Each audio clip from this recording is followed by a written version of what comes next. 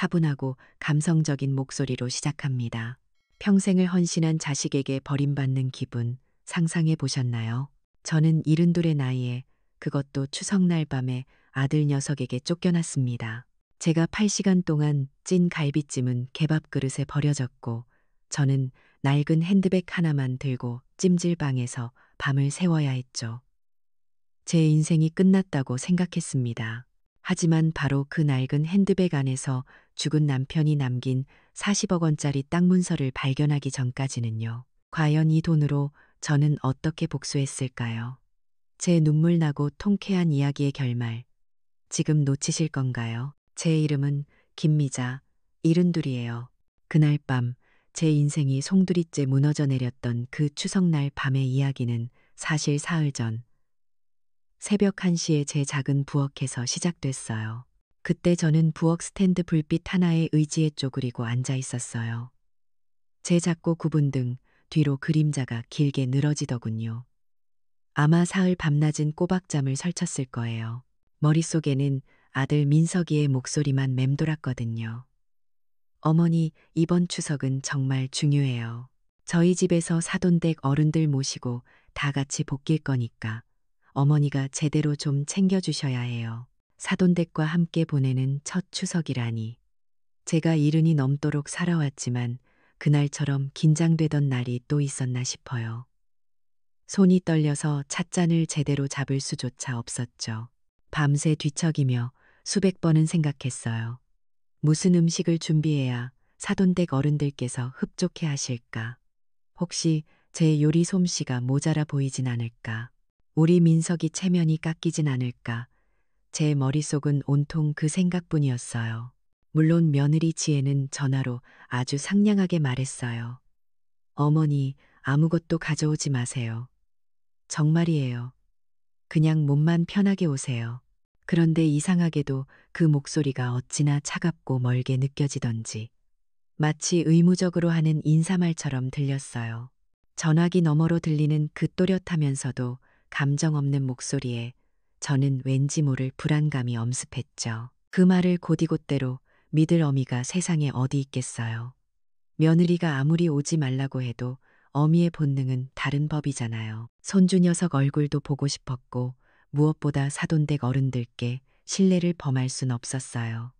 빈손으로 가서 우리 민석이 망신을 시킬 순 없다는 생각이 머리를 떠나지 않았죠. 저는 그 길로 당장 마장동 시장에 가서 제 평생 사본 고기 중에 가장 비싼 1++ 등급 한우찜갈비로 10kg을 끊었어요. 정육점 주인이 가격을 말할 때 순간 숨이 멎는 줄 알았죠. 1kg에 12만 원이라니 총 120만 원이었어요. 하지만 저는 망설이지 않았어요. 제 노령연금석 달치가 한순간에 날아갔지만 우리 아들을 위한 거라면 아깝지 않았어요. 통장 잔고를 확인했을 때 남은 돈이 얼마 되지 않아 가슴이 철렁했지만 이번 한 번만이라고 스스로를 달랬어요. 정육점 주인은 제 얼굴을 보더니 말했어요. 어머니, 이거 아주 귀한 고기예요. 명절이라 더 비싸진 했지만 이만한 고기 찾기 힘드실 거예요. 저는 고개를 끄덕이며 카드를 내밀었죠. 손이 떨려서 카드를 떨어뜨릴 뻔했어요. 그걸 양손에 들고 오는데 늙은 어깨가 빠지는 줄 알았죠. 버스 정류장까지 가는 길이 평소보다 3배는 멀게 느껴졌어요. 무거운 비닐봉지가 손가락에 파고들어 자국이 남았지만 그런 건 중요하지 않았어요. 버스를 기다리는 동안 땀이 등줄기를 타고 흘러내렸고 팔은 저려왔지만 봉지를 내려놓을 수가 없었어요. 혹시 더러운 바닥에 닿을까 봐요. 버스 안에서도 저는 그 무거운 고기 봉지를 무릎 위에 올려놓고 꼭 껴안았어요. 옆자리 승객들이 힐끗힐끗 쳐다봤지만 신경 쓸 겨를이 없었죠. 오직 한 가지 생각뿐이었어요. 이 고기로 만든 갈비찜을 보고 우리 민석이가 얼마나 좋아할까. 집에 돌아와서는 꼬박밤을 새웠어요. 찬물에 핏물을 몇 번이나 빼고 하얀 기름 덩어리를 일일이 손으로 다 떼어냈어요. 칼로 자르면 고기가 상할까봐 손톱으로 조심조심 기름을 벗겨냈죠. 손끝이 시려서 감각이 없어질 때까지 찬물에 담가가며 핏물을 빼냈어요. 1시간, 2시간, 3시간이 지나도 물은 계속 빨갛게 물들었어요. 배랑 양파를 잔뜩 갈아 넣고 좋은 간장이랑 꿀로 양념을 만들었어요. 시장에서 제일 비싸다는 참기름도 아끼지 않고 넣었고 청주도 좋은 걸로 골랐어요. 평소엔 절대 사지 않는 비싼 청주였지만 이번만큼은 최고로 해야 한다는 생각뿐이었죠. 마늘은 한 통을 까서 으깨고 생강도 곱게 갈았어요. 마늘을 까는 동안 손가락에 물집이 잡혔지만 멈출 수 없었어요. 양념장을 만드는 데만 2시간이 걸렸어요. 간장, 설탕, 꿀, 참기름, 후추, 청주의 비율을 정확히 맞춰야 했거든요. 몇 번이고 맛을 보고 또 보면서 간을 맞췄어요. 너무 짜지도 너무 달지도 않게. 사돈어른들 입맛에 맞아야 한다는 생각에 손이 더 떨렸죠. 고기에 양념을 재우고 커다란 냄비에 담아 불 위에 올렸어요. 그리고 그걸 자그마치 8시간 동안 뭉근하게 끓여냈어요. 불 앞에 앉아 있는 동안 제 얼굴은 열기로 벌겋게 달아올랐어요. 땀이 등줄기를 타고 흘러내렸지만 신경 쓸 겨를이 없었죠. 30분마다 뚜껑을 열어 맛을 보고 간을 맞추고 고기를 뒤집어 주었어요. 중간에 졸음이 쏟아져서 비몽사몽 상태가 됐지만 타이머를 맞춰놓고 정신을 부여잡았어요. 불 조절도 중요했어요. 처음엔 센 불로 끓이다가 중불로 낮추고 마지막엔 약불로 은근히 졸여야 했거든요. 새벽 2시, 3시, 4시가 지나갔어요. 창밖은 아직 깜깜했고 온 세상이 잠든 것 같았지만 저만은 깨어 있었죠. 부엌에서 혼자 불빛 하나에 의지에 앉아 있으면서도 외롭지 않았어요. 이 음식을 먹을 우리 아들과 손주, 그리고 사돈댁 식구들의 환한 얼굴을 상상하니 힘이 났거든요. 6시간이 지나자 고기는 완벽하게 익기 시작했어요. 젓가락으로 살짝 눌러보니 스르르 부서질 정도로 부드러워졌죠. 하지만 저는 거기서 멈추지 않았어요. 2시간을 더 끓였어요. 정말로 젓가락만 대도 살이 녹아내릴 정도로 만들고 싶었거든요. 마침내 완성됐을 때 저는 뚜껑을 열고 그 김이 모락모락 나는 갈비찜을 바라봤어요. 윤기가 흐르는 고기, 진한 갈색 양념, 그리고 코를 찌르는 고소한 향, 제 평생 만든 요리 중에 최고였어요. 눈물이 날 것 같았죠. 그 갈비찜 옆에는 지리산에서 직접 공수해 왔다는 귀한 고사리며 도라지, 취나물도 정갈하게 담아놨어요. 나물 하나하나 손질하는 데만 2시간이 걸렸어요. 고사리는 억센 줄기를 일일이 떼어내고 도라지는 쓴맛을 빼려고 소금물에 몇 번이고 주물러 씻었. 취나물은 데쳐서 찬물에 헹구고 참기름과 간장으로 조물조물 묻혔어요. 도라지를 손질하면서 손가락이 쓰라렸어요. 껍질을 벗기고 가늘게 찢는 과정이 얼마나 고된지 아시나요? 하지만 저는 멈추지 않았어요. 하나하나 정성껏 손질하면서 기도하듯 중얼거렸죠. 제발 맛있게 드시게 해주세요. 우리 민석이가 자랑스러워하게 해주세요. 전 한 상차림을 준비했어요. 갈비찜뿐만 아니라 잡채, 전유어, 동그랑땡, 나물 3가지, 그리고 송편까지. 송편은 전날 미리 빚어서 냉동실에 넣어뒀다가 쪘어요. 쑥을 넣어 초록빛이 곱게 나는 송편이었죠. 소는 깨와 꿀로 달콤하게 만들었어요. 잡채를 만들 때는 당면을 삶고 갖은 채소를 채 썰고 고기도 볶고 하나하나 따로 볶아서 마지막에 섞었어요. 당면이 불지 않게 타이밍을 맞추는 게 관건이었죠. 너무 일찍 삶으면 퍼져버리고 너무 늦게 삶으면 설익어요. 전 부치는 것도 보통 일이 아니었어요. 애호박전, 감자전, 동태전을 하나씩 정성껏 부쳤어요. 기름이 튀어서 손등에 화상을 입었지만 개의치 않았어요. 전이 타지 않게 불 조절을 하면서 노릇노릇하게 익었을 때 뒤집는 타이밍을 놓치지 않으려고 눈을 떼지 못했죠. 새벽 6시가 되자 모든 음식이 완성됐어요. 저는 그 많은 음식들을 하나하나 용기에 담기 시작했어요. 갈비찜은 국물이 새지 않게 밀폐 용기에 꼭꼭 눌러 담고 저는 겹겹이 키친타월을 깔아서 기름기를 빼고 나물은 각각 다른 용기에 담았어요. 사실 이 모든 재료비가 다 제 노령연금 꼬박 모으고 아껴뒀던 비상금 탈탈 털어서 산 거예요. 통장에 남은 돈을 확인했을 때 손이 떨렸지만 이번 한 번만이라고 스스로를 달랬어요. 계산을 해보니 총 200만 원이 넘게 들어갔더군요. 고깃값 120만 원, 나물과 채소값 30만 원, 기타 재료비 50만 원. 제가 석 달 동안 모은 돈이 하루아침에 사라졌지만 후회는 없었어요. 그래도 피곤한 줄도 몰랐어요. 그저 우리 민석이가 이걸 보고 얼마나 좋아할까 깐깐하다는 사돈어른들. 입맛에도 맞아야 할 텐데 그 생각뿐이었죠. 완성된 음식들 앞에 서서 바라볼 때면 제 평생의 요리 실력이 모두 이 안에 담긴 것 같았어요.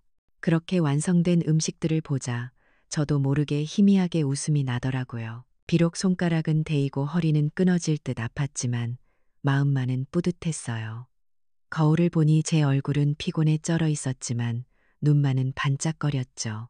잠깐 눈을 붙이려고 했지만 잠이 오지 않았어요. 너무 긴장됐거든요. 결국 샤워를 하고 옷을 갈아입기 시작했어요. 드디어 추석 당일이 밝았어요. 저는 장롱 깊숙한 곳에서 제일 아끼는 외출복을 꺼내 입었어요. 남색 한복 치마 저고리였는데 남편이 살아계실 때 결혼 기념일 선물로 사준 거였죠. 20년이 넘었지만 아껴 입어서 아직도 깨끗했어요. 거울 앞에 서서 옷매무새를 다듬는데 문득 남편 생각이 났어요. 여보, 내가 잘하고 있는 거 맞죠? 저는 거울 속 제 모습에게 물었어요. 머리는 미용실에 가서 단정하게 말아 올렸어요.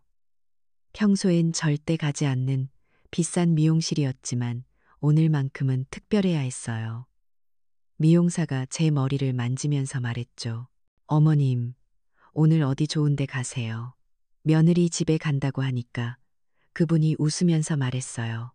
그럼 더 예쁘게 해드려야겠네요. 립스틱도 발랐어요. 평소엔 바르지 않지만 오늘은 달랐어요. 거울을 보니 낯선 제 모습이 보였어요. 언제 이렇게 늙었나 싶었죠. 주름이 깊게 패인 얼굴, 굽은 허리, 울퉁불퉁한 손마디. 하지만 오늘만큼은 제가 당당해 보이고 싶었어요. 그 무거운 보따리 4개를 양손에 들고 현관문을 나섰어요. 계단을 내려가는데 숨이 찼지만 멈출 수 없었죠. 엘리베이터가 고장나서 3층에서 1층까지 걸어 내려가야 했어요. 한 계단 한 계단 내려갈 때마다 무릎이 욱신거렸지만 이를 악물고 버텼어요. 택시를 잡았어요. 한국의 실리콘밸리라고 불리는 판교, 아들 녀석이 사는 그 펜트하우스로 가는데 창밖으로 보이는 높고 삐쭉한 빌딩 숲이 꼭 저를 짓누르는 것만 같았어요. 제가 사는 낡은 동네와는 완전히 다른 세상이었죠. 반짝거리는 유리 건물들, 깨끗하게 정돈된 거리, 비싼 차들이 즐비한 도로. 택시 안에서 저는 계속 보따리를 만지작거렸어요. 혹시 음식이 식진 않았을까, 국물이 새진 않았을까 걱정이 태산 같았죠. 보온 가방에 넣어왔지만 그래도 불안했어요. 손으로 만져보니 아직 따뜻했어요. 다행이다 싶었죠. 기사님이 백미러로 저를 보시더니 한마디 하시더군요. 명절이라 자식 집에 가시나 봐요. 좋으시겠어요. 저는 얼떨결에 대답했죠. 네, 아들 집에 가요. 기사님이 말했어요. 요즘 같은 세상에 자식 집에 갈 수 있다는 것만도 복이에요. 저희 어머니는 자식들한테 버림받아서 요양원에 계시거든요. 그 말에 제 가슴이 철렁했어요. 설마 우리 민석이는 그러지 않겠지. 저는 스스로를 안심시켰죠. 우리 아들은 달라요. 제가 그렇게 키웠으니까요. 속으로는 계속 그 생각뿐이었죠. 우리 민석이 저렇게 대단한 곳에서 사느라 얼마나 고생이 많을까. 나 같은 늙은 어미가 더는 짐이 되지 말아야지. 판교에 도착할수록 주변 건물들은 더 높아졌고 더 화려해졌어요. 저는 점점 작아지는 기분이었죠. 아들은 모두가 부러워하는 IT 회사 매니저고 며느리는 최연소 은행 지점장 후보라고 했거든요. 민석이가 그 회사에 입사했을 때가 기억나요. 제가 얼마나 기뻐했는지 몰라요. 동네방네 자랑하고 다녔죠. 우리 아들이 대기업에 들어갔다고요. 하나뿐인 손주는 1년에 학비만 몇 천만 원짜리라는 국제 학교에 다니고요. 민석이가 처음 그 학교에 보낸다고 했을 때 저는 기절할 뻔했어요. 1년에 5천만 원이라니. 하지만 손주 녀석의 미래를 위해서라면 그 정도는 해야 한다고 생각했죠. 그때 제가 3억 원을 보탰어요. 3년치 학비라고 했죠. 그게 제 유일한 자랑이면서도 어떨 땐 숨이 턱턱 막히는 기분이 드는 건 어쩔 수 없었어요. 제가 과연 그런 집안의 어른으로 어울릴까? 촌스러운 시골 노파가 그 화려한 곳에 가도 되는 걸까? 그런 생각이 머리를 떠나지 않았어요. 택시비는 8만 원이 나왔어요. 평소 같으면 아까워서 못할 금액이었지만 오늘은 어쩔 수 없었죠. 무거운 짐을 들고 대중교통을 이용할 순 없었으니까요. 지갑을 꺼내는 손이 떨렸어요. 10,000원짜리 지폐 8장을 세어서 건넸죠. 최고급 주상복합 로비는 어찌나 으리으리하고 낯설던지 대리석 바닥은 제 얼굴이 비칠 정도로 반질반질했어요. 천장은 얼마나 높은지 목이 아플 정도였죠. 커다란 샹들리에가 눈부시게 빛나고 있었어요. 로비 한쪽에는 피아노가 놓여 있었고 다른 쪽에는 값비싼 미술품들이 전시되어 있었어요. 경비원이 저를 위아래로 훑어보더니 물었어요. 어디 가십니까? 저는 떨리는 목소리로 대답했죠. 37층 3701호요. 경비원이 내선 전화를 걸더니 고개를 끄덕이며 말했어요. 올라가셔도 됩니다. 엘리베이터를 타고 올라가는데 귀가 멍해졌어요. 속도가 너무 빨랐거든요. 층수 표시가 빠르게 올라갔어요. 10층, 20층, 30층. 저는 무거운 보따리를 꼭 껴안고 서 있었죠. 거울에 비친 제 모습이 초라해 보였어요. 37층에 도착했어요. 엘리베이터 문이 열리자 고급스러운 복도가 나타났어요. 복도에는 은은한 조명이 켜져 있었고 벽에는 그림들이 걸려 있었어요. 발을 디딜 때마다 푹신한 카펫이 바렸죠. 3701호. 현관문 앞에 섰어요. 며느리가 알려준 비밀번호를 누르자 문이 정말 소리도 없이 스르르 열리더군요. 첨단 기술이라는 게 참 신기했어요. 열쇠도 필요 없이 숫자만 누르면 문이 열리다니. 얘들아, 엄마 왔다. 제가 일부러 목소리를 높여 불렀죠. 현관을 들어서면서 큰 소리로 인사를 했어요. 하지만 대답이 없었어요. 그런데 웬걸요.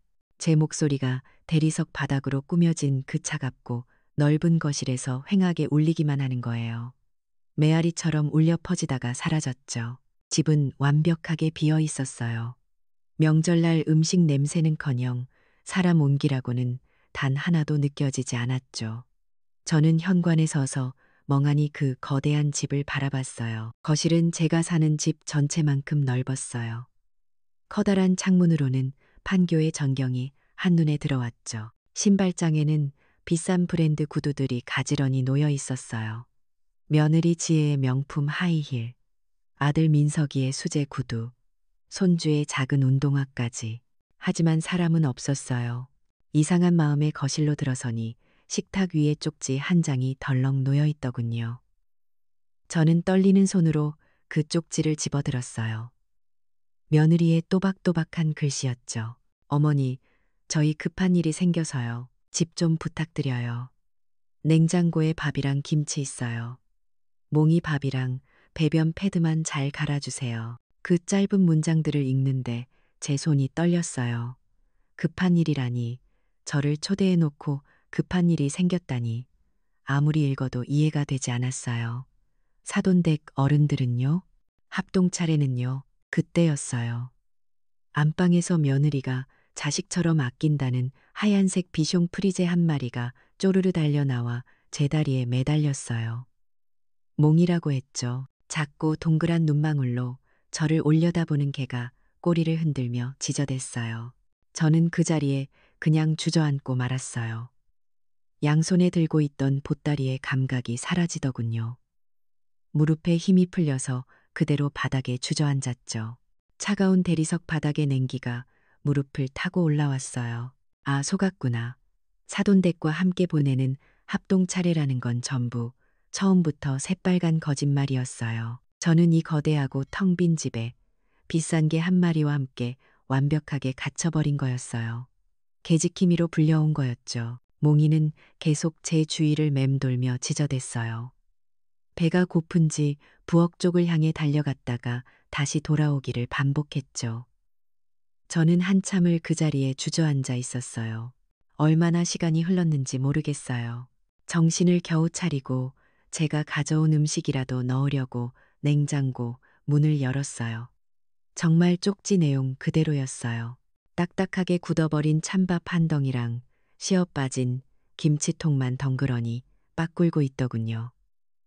냉장고 안은 텅 비어 있었어요. 명절 음식이라고는 하나도 없었어요. 신선한 재료도 없었고 반찬도 없었어요. 저를 위한 음식은 단 하나도 준비되어 있지 않았죠. 그제야 깨달았어요. 처음부터 저를 가족으로 생각하지 않았다는 걸요. 저는 제가 가져온 음식들을 하나씩 냉장고에 넣기 시작했어요. 8시간 동안 끓인 갈비찜, 정성껏 만든 전, 손수 묻힌 나물들. 이 음식들이 갑자기 너무 초라해 보였어요. 누가 이걸 먹어줄까? 아무도 없는데 바로 그때였어요. 거실에 놓여있던 태블릿 PC 화면이 켜지면서 며느리 지에 SNS 알림이 떴어요.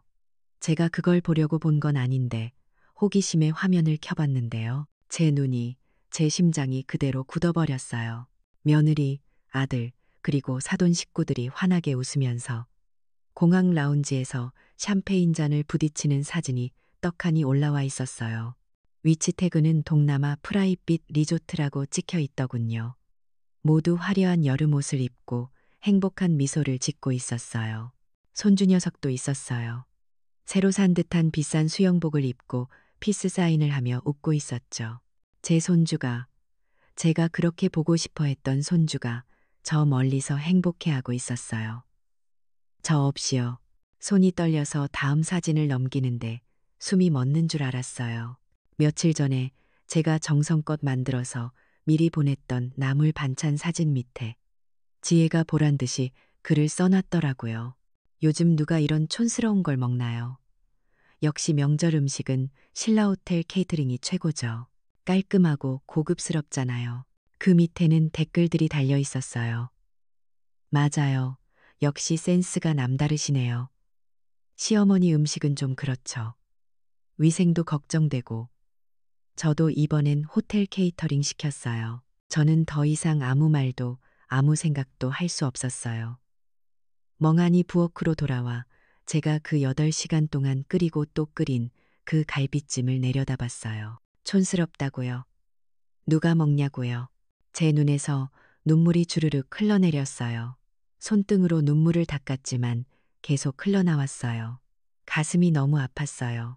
숨을 쉴 수가 없을 정도로요.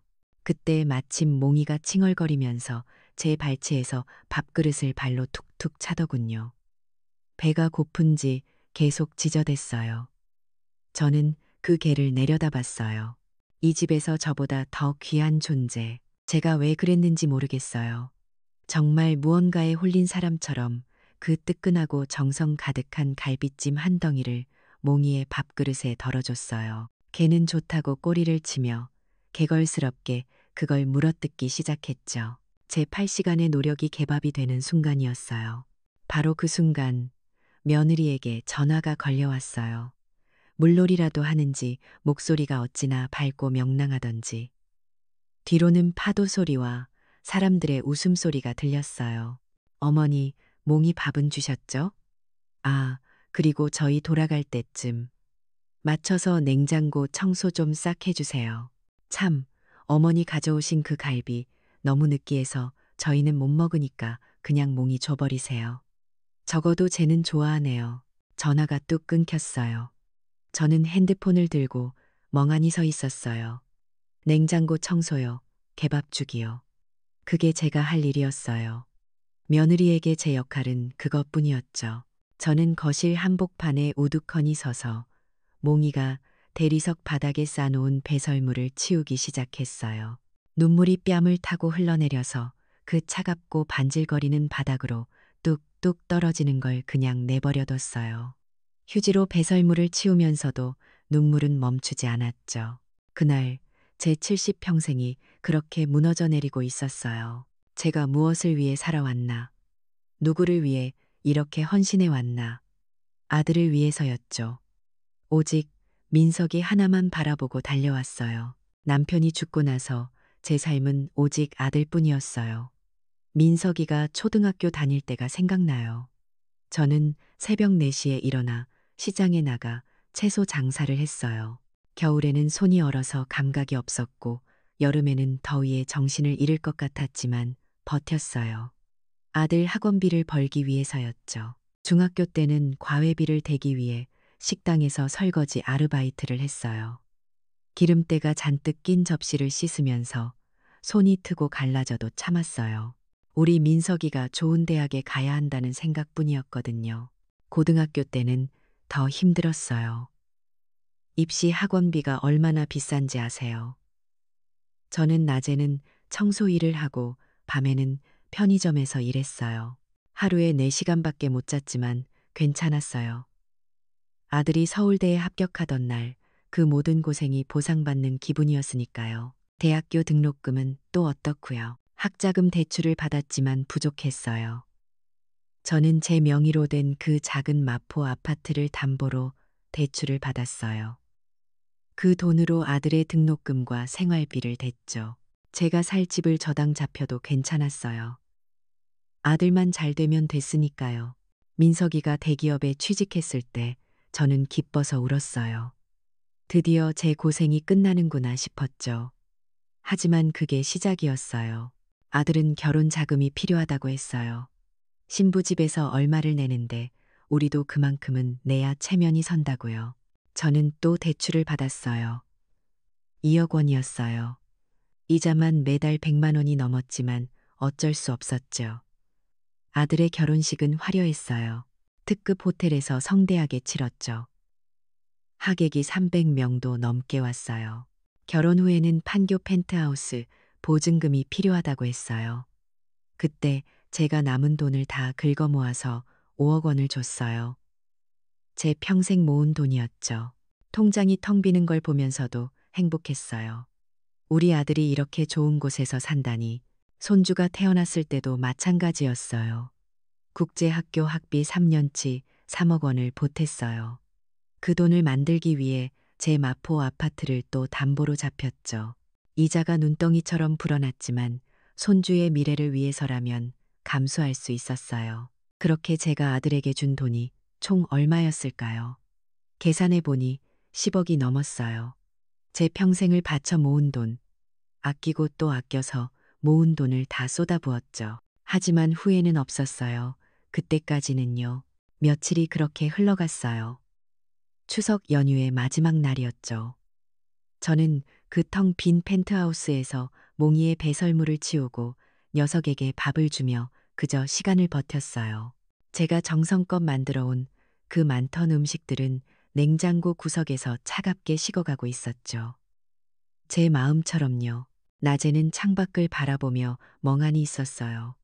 판교의 화려한 전경이 한눈에 들어왔지만 제 눈에는 아무것도 들어오지 않았어요. 밤에는 소파에 누워 천장만 바라봤죠. 잠이 오지 않았어요. 몽이는 저를 귀찮게 했어요. 계속 지저대고 배설을 하고 밥을 달라고 조르고 저는 로봇처럼 움직였어요. 패드를 갈고 밥을 주고 산책을 시키고 제 감정은 이미 마비되어 있었죠. 그러던 어느 날 저녁이었어요. 창밖으로 해가 지는 걸 바라보고 있는데 문득 이런 생각이 들었어요. 여기서 뛰어내리면 어떨까? 37층이면 충분히 높잖아요. 한순간이면 이 고통에서 해방될 수 있을 텐데. 저는 창가로 다가갔어요. 손을 창문에 대고 아래를 내려다봤죠. 아찔했어요. 저 아래로 떨어지면 모든 게 끝나겠죠. 더 이상 아플 일도 슬플 일도 없을 거예요. 하지만 창문은 열리지 않았어요. 안전을 위해 잠겨 있었죠. 저는 한참을 그 앞에 서 있었어요. 그러다가 제 모습이 유리창에 비치는 걸 봤어요. 초라하고 늙은 노파. 그게 저였어요. 오후 4시쯤이었을까요? 며느리 지혜에게 전화가 걸려왔어요. 목소리가 아주 쌩쌩하더군요. 여행을 실컷 즐기고 온 사람의 목소리였죠. 어머니, 저희 지금 인천공항이에요. 곧 판교로 들어갈 건데요. 저녁 준비 좀 해주세요. 아주 성대하게요. 저는 제 귀를 의심했어요. 저녁 준비요. 며칠 동안 저를 개지키미로 부려먹고 이제 와서 저녁을 차리라고요. 저희 부모님도 같이 가실 거거든요. 지난번에 말씀드린 그 얘기도 오늘 마무리할 겸 해서요. 그 얘기라니요. 제 심장이 바닥으로 쿵 떨어지는 것 같았어요. 며느리가 말하는 그 얘기가 뭔지 저는 너무나 잘 알고 있었거든요. 제 명의로 남은 마지막 재산, 마포에 있는 그 24평짜리 작은 아파트 이야기였어요. 그 아파트는 남편이 살아생전에 제 이름으로 사준 거였어요. 여보, 이건 당신 노후 자금이야. 절대 건드리지 마. 남편의 목소리가 귓가에 생생했죠. 하지만 저는 그 말을 지키지 못했어요. 아들을 위해 이미 몇 번이고 담보로 잡혔거든요.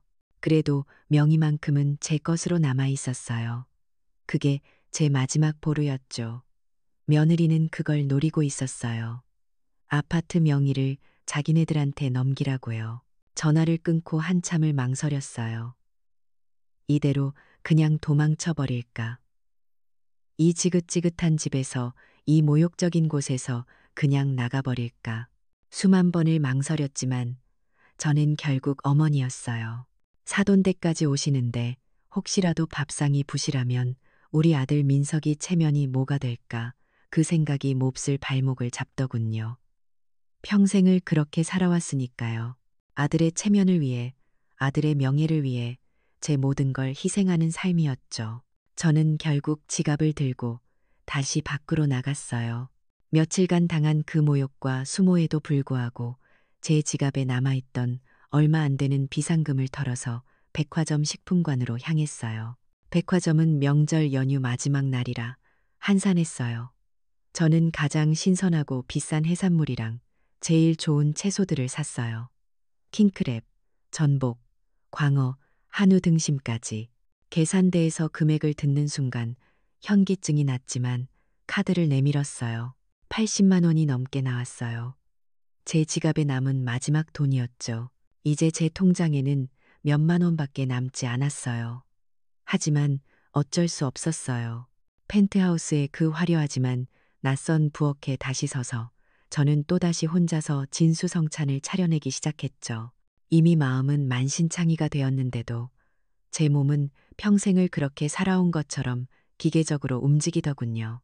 킹크랩을 찌고 전복을 손질하고 광어회를 뜨고 등심을 구웠어요. 각종 채소로 샐러드도 만들고 과일도 예쁘게 깎아 담았죠. 3시간 동안 쉬지 않고 요리했어요. 손가락을 베이기도 하고 뜨거운 기름에 데이기도 했지만 멈추지 않았어요. 어차피 이게 마지막이라는 생각이 들었거든요. 마지막으로 아들을 위해 해줄 수 있는 일이라고 생각했어요. 저녁 7시가 되자 현관문이 열렸어요. 여행에서 돌아온 아들 내외와 사돈 부부가 요란하게 들어서더군요. 양손에는 온갖 명품 쇼핑백들을 주렁주렁 들고서요. 그리선 용품 쇼핑백들을 주렁주렁 들고서요. 루이비통, 샤넬, 구찌, 제가 이름만 들어본 브랜드들이었죠. 모두 까맣게 그을린 얼굴로 들어왔어요. 행복한 여행을 다녀온 사람들의 얼굴이었죠. 웃음소리가 시끄러웠어요. 아이고, 사돈어른 오셨어요. 제가 황급히 달려나가 앞치마에 손을 닦으며 인사를 건넸어요. 최대한 밝은 목소리로 인사했어요. 하지만 사돈 부부는 저를 위아래로 훑어볼 뿐 눈길조차 제대로 주지 않더군요. 마치 그 집에 원래부터 서 있던 가구를 보듯 저를 지나쳐 거실 소파에 털썩 앉았어요. 명품 가방들을 소파에 아무렇게나 던져놓고는 에어컨 온도를 낮추라고 소리쳤죠. 아들 민석이도 며느리 지혜도 어머니 다녀왔습니다라는 말 한마디 없었어요. 당연히 저를 위한 작은 선물 하나 없었죠. 저는 그 순간 이 집의 주인이 아니라 완벽하게 투명 인간이 되어버렸어요. 사돈 부부는 거들떠보지도 않았어요. 며느리 지혜가 제게 턱짓으로 명령했죠. 어머니, 물 좀 갖다 주세요. 얼음 많이 넣어서요. 저는 부엌으로 달려가 물을 따랐어요. 얼음을 가득 넣어서요. 제가 상다리가 휘어지게 차린 저녁 식탁. 하지만 그곳에 제 자리는 없었어요. 아들 내외와 사돈 부부는 식탁에 둘러앉아 자기들끼리 동남아 리조트에서 찍은 사진을 돌려보며 왁자지껄 떠들기 바빴죠. 어머, 지혜야, 이 수영복 정말 잘 어울린다. 사돈 어머니의 목소리였어요. 지혜는 수줍은 척하며 웃었죠. 장인어른, 이 요트 투어는 정말 최고였습니다. 민석이의 목소리였어요. 제 아들의 목소리가 이렇게 낯설게 느껴진 적이 없었어요. 우리 손주는 수영도 잘하고 정말 똑똑해요. 사돈 아버지가 손주를 칭찬했어요. 모두 웃음꽃을 피웠죠. 그 웃음소리가 어찌나 날카롭게 들리던지 마치 제 가슴에 비수를 꽂는 것 같았어요. 저는 그들 뒤에 그림자처럼 서서 묵묵히 빈잔에 물을 따르고 다 비워진 반찬 접시를 날랐어요. 제가 땀 흘려 만든 그 음식들에 대해 아무도 고맙다는 말을 하지 않았어요. 맛있다는 말도 없었어요.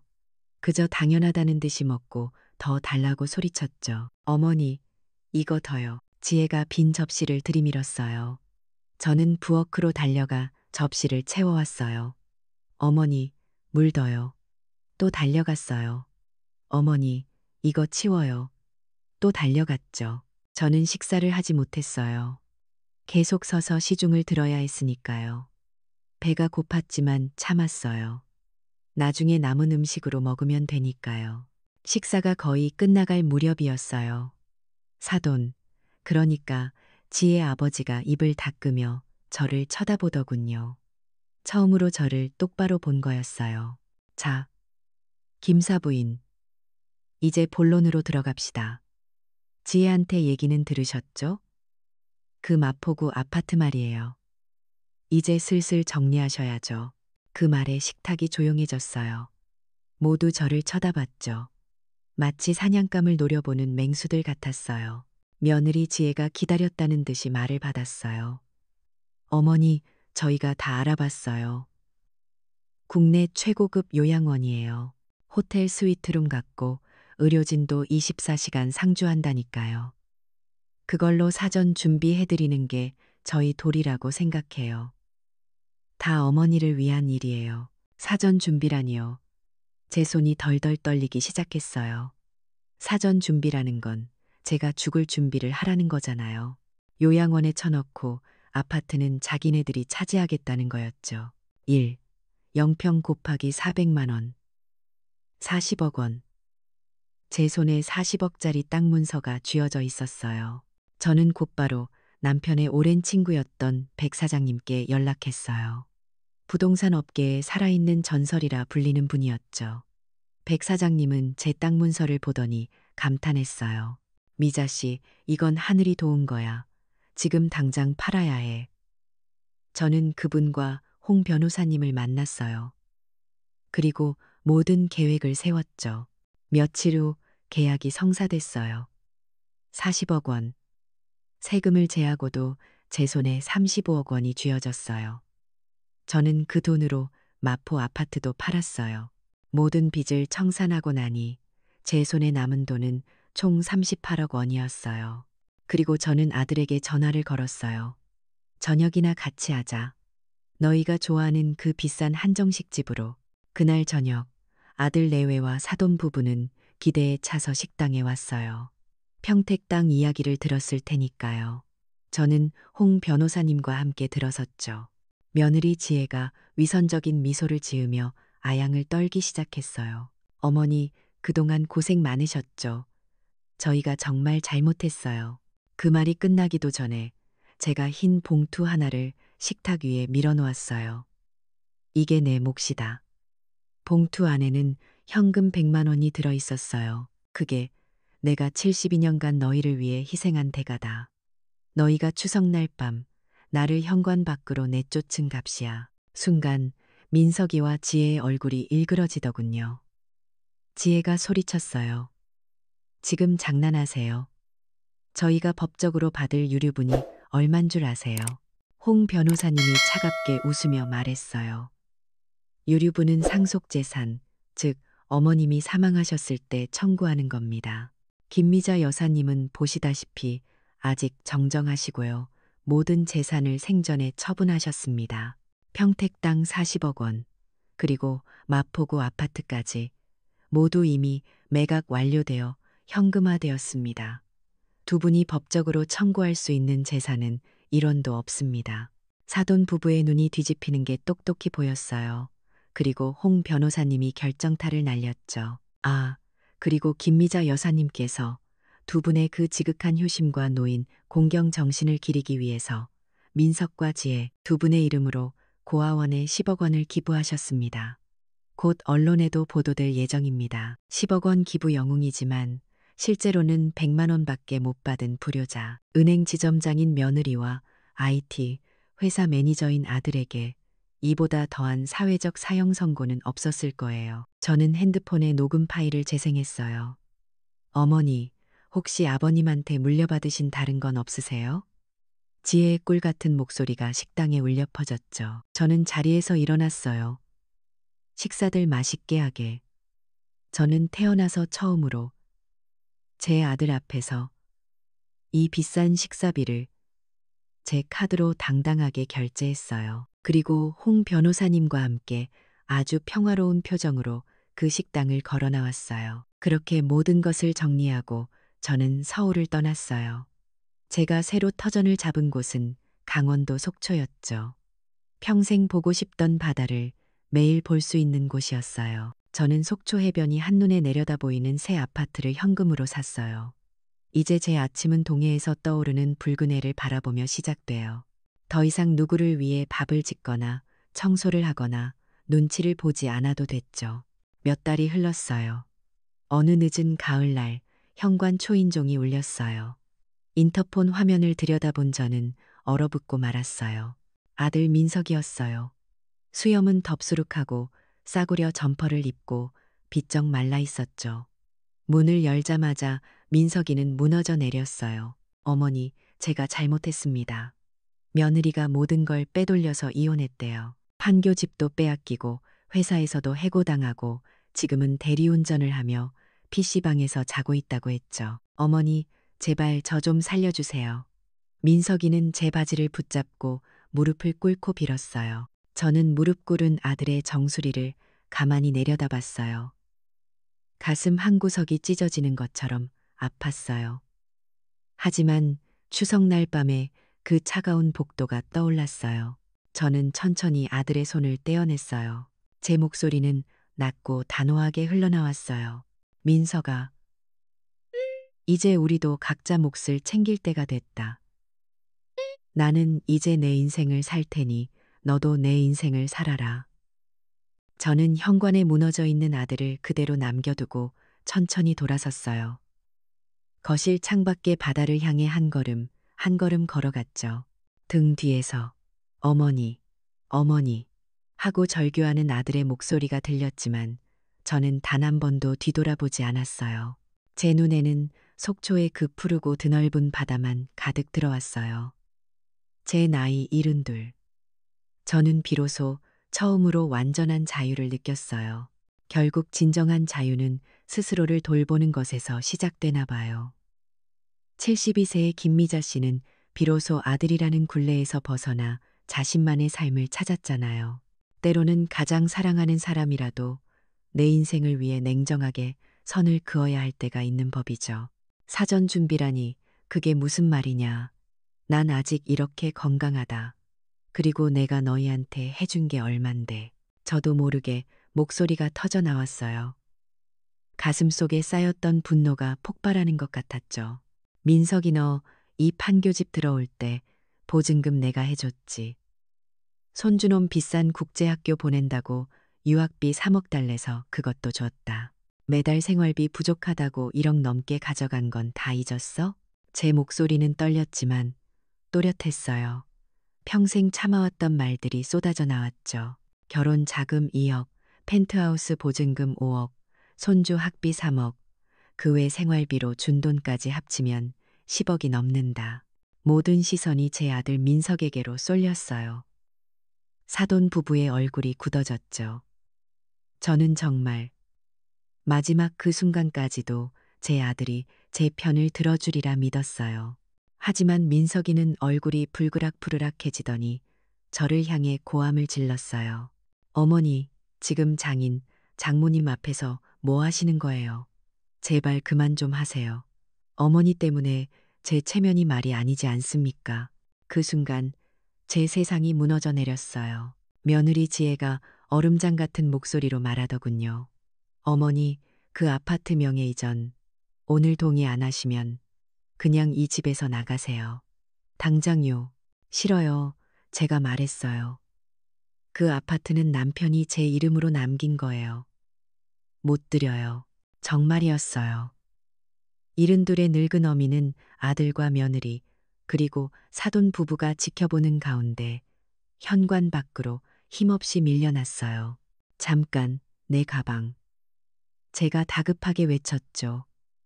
그러자 아들 민석이가 방에서 가방 2개를 들고 나오더군요. 하나는 자기가 사줬던 비싼 명품 가방이었고, 다른 하나는 제가 20년도 더 들고 다닌 낡은 핸드백이었어요. 민석이는 잠시 망설이더니 그 비싼 명품 가방은 거실 바닥에 툭 던져두고 제 낡은 핸드백만 복도로 내던졌어요. 쾅! 차가운 철문이 제 눈앞에서 닫혔어요. 그렇게 추석날 밤, 저는 아들의 집 차가운 복도에 낡은 핸드백 하나만 쥔 채 버려졌어요. 문 안쪽에서는 희미하게 웃음소리가 새어나왔어요. 아휴, 속이 다 시원하네. 진작 저렇게 할 걸. 저는 비상계단으로 37층에서 1층까지 걸어 내려갔어요. 택시를 잡아탔지만 갈 곳이 없었어요. 결국 제가 향한 곳은 동네 찜질방이었어요. 저는 가장 구석진 자리에 겨우 자리를 잡고 누웠어요. 그리고 아들이 던져준 그 낡은 핸드백을 베개 삼아 베었죠. 저는 제가 베고 누운 그 낮고 해진 핸드백을 가만히 매만졌어요. 이게 벌써 20년도 더 전에 남편이 죽기 직전 마지막으로 사준 선물이었거든요. 그런데 문득 오늘 판교에 그 집을 나서기 전에 이상한 느낌이 떠올랐어요. 아마 그래서였나 봐요. 제가 판교로 출발하기 직전에 제 안방 장롱 깊숙한 곳에 숨겨두었던 작은 나무함을 열었거든요. 그리고 그 안에 있던 걸 이 핸드백에 챙겨 넣었죠. 저는 가방의 낡은 안감 한쪽을 더듬었어요. 손가락 끝에 작은 지퍼, 고리가 걸렸어요. 예전에 제가 직접 바느질해서 만들어둔 비밀 주머니였어요. 지퍼를 열자 손때가 묻어 누렇게 변한 낡은 갈색 봉투 하나가 나왔어요. 20년 전 남편이 제 손을 잡고 마지막 숨을 넘기면서 쥐어주었던 바로 그 봉투였죠. 미자야, 이건 절대 아무에게도 보여주지 마라. 네가 정말 갈 곳이 없을 때 그때 열어봐라. 저는 떨리는 손으로 봉투를 열었어요. 안에는 얇은 종이 몇 장이 들어있더군요. 등기 권리증이라고 쓰여 있었어요. 경기도 평택, 지목은 전, 그러니까 밭이었고요. 면적은 0평이라고 적혀 있었어요. 저는 그 찜질방의 시끄러운 소음 속에서 20년 된 그 낡은 땅 문서를 가슴에 꼭 끌어안고 뜬 눈으로 밤을 지새웠어요. 찜질방에서 뜬 눈으로 밤을 새운 저는 동이 트자마자 밖으로 나섰어요. 가장 먼저 간 곳은 주민센터였어요. 문이 열리자마자 달려가서 등기 부등본을 발급받았죠. 소유자 김미자. 채권이나 근저당 설정 전혀 없는 깨끗한 땅. 그리고 주민센터 벽에 걸린 텔레비전에서는 뉴스가 나오고 있었어요. 정부가 경기도 평택 일대를 차세대 반도체 클러스터로 지정하고 삼성전자의 슈퍼공장 증설 계획을 승인했습니다. 평택. 제 땅이 있는 곳. 옆자리 노인분들이 수군거렸어요. 저 동네는 금싸라기 땅이야. 평당 400만 원에도 매물이 없어서 못 산대. 0평 곱하기 400만 원. 40억 원. 제 손에 40억짜리 땅 문서가 쥐어져 있었어요. 저는 곧바로 남편의 오랜 친구였던 백 사장님께 연락했어요. 부동산 업계에 살아있는 전설이라 불리는 분이었죠. 백 사장님은 제 땅 문서를 보더니 감탄했어요. 미자 씨, 이건 하늘이 도운 거야. 지금 당장 팔아야 해. 저는 그분과 홍 변호사님을 만났어요. 그리고 모든 계획을 세웠죠. 며칠 후 계약이 성사됐어요. 40억 원. 세금을 제하고도 제 손에 35억 원이 쥐어졌어요. 저는 그 돈으로 마포 아파트도 팔았어요. 모든 빚을 청산하고 나니 제 손에 남은 돈은 총 38억 원이었어요. 그리고 저는 아들에게 전화를 걸었어요. 저녁이나 같이 하자. 너희가 좋아하는 그 비싼 한정식 집으로. 그날 저녁 아들 내외와 사돈 부부는 기대에 차서 식당에 왔어요. 저는 홍 변호사님과 함께 들어섰죠. 며느리 지혜가 위선적인 미소를 지으며 아양을 떨기 시작했어요. 어머니, 그동안 고생 많으셨죠. 그 말이 끝나기도 전에 제가 흰 봉투 하나를 식탁 위에 밀어놓았어요. 이게 내 몫이다. 봉투 안에는 현금 100만 원이 들어 있었어요. 그게 내가 72년간 너희를 위해 희생한 대가다. 순간 민석이와 지혜의 얼굴이 일그러지더군요. 지혜가 소리쳤어요. 저희가 법적으로 받을 유류분이 얼만 줄 아세요? 홍 변호사님이 차갑게 웃으며 말했어요. 유류분은 상속 재산입니다. 김미자 여사님은 모든 재산을 생전에 처분하셨습니다. 평택 땅 40억 원, 그리고 마포구 아파트까지 두 분이 법적으로 청구할 수 있는 재산은 1원도 없습니다. 그리고 홍 변호사님이 결정타를 날렸죠. 아, 그리고 김미자 여사님께서 민석과 지혜 두 분의 이름으로 고아원에 10억 원을 기부하셨습니다. 곧 언론에도 보도될 예정입니다. 10억 원 기부 영웅이지만 실제로는 100만 원밖에 못 받은 불효자. 저는 핸드폰에 녹음 파일을 재생했어요. 어머니, 혹시 아버님한테 물려받으신 다른 건 없으세요? 지혜의 목소리가 식당에 울려 퍼졌죠. 저는 자리에서 일어났어요. 식사들 맛있게 하게. 저는 이 비싼 식사비를 제 카드로 당당하게 결제했어요. 그리고 홍 변호사님과 함께 아주 평화로운 표정으로 그 식당을 걸어 나왔어요. 그렇게 모든 것을 정리하고 저는 서울을 떠났어요. 제가 새로 터전을 잡은 곳은 강원도 속초였죠. 저는 속초 해변이 한눈에 내려다 보이는 새 아파트를 현금으로 샀어요. 이제 제 아침은 동해에서 떠오르는 붉은 해를 바라보며 시작돼요. 몇 달이 흘렀어요. 어느 늦은 가을날 현관 초인종이 울렸어요. 아들 민석이었어요. 수염은 덥수룩하고 싸구려 점퍼를 입고 비쩍 말라 있었죠. 문을 열자마자 민석이는 무너져 내렸어요. 어머니, 제가 잘못했습니다. 며느리가 모든 걸 빼돌려서 이혼했대요. 지금은 대리운전을 하며 PC방에서 자고 있다고 했죠. 어머니, 제발 저 좀 살려주세요. 저는 무릎 꿇은 아들의 정수리를 가만히 내려다봤어요. 가슴 한 구석이 찢어지는 것처럼 아팠어요. 하지만 추석날 밤에 그 차가운 복도가 떠올랐어요. 저는 천천히 아들의 손을 떼어냈어요. 민석아, 이제 우리도 각자 몫을 챙길 때가 됐다. 나는 이제 내 인생을 살 테니 너도 내 인생을 살아라. 저는 현관에 무너져 있는 아들을 그대로 남겨두고 천천히 돌아섰어요. 거실 창밖의 바다를 향해 걸어갔죠. 등 뒤에서 어머니, 어머니 하고 절규하는 아들의 목소리가 들렸지만 저는 단 한 번도 뒤돌아보지 않았어요. 제 눈에는 속초의 그 푸르고 드넓은 바다만 가득 들어왔어요. 제 나이 72. 저는 비로소 처음으로 완전한 자유를 느꼈어요. 결국 진정한 자유는 스스로를 돌보는 것에서 시작되나 봐요. 72세의 김미자 씨는 비로소 아들이라는 굴레에서 벗어나 자신만의 삶을 찾았잖아요. 때로는 가장 사랑하는 사람이라도 내 인생을 위해 냉정하게 선을 그어야 할 때가 있는 법이죠.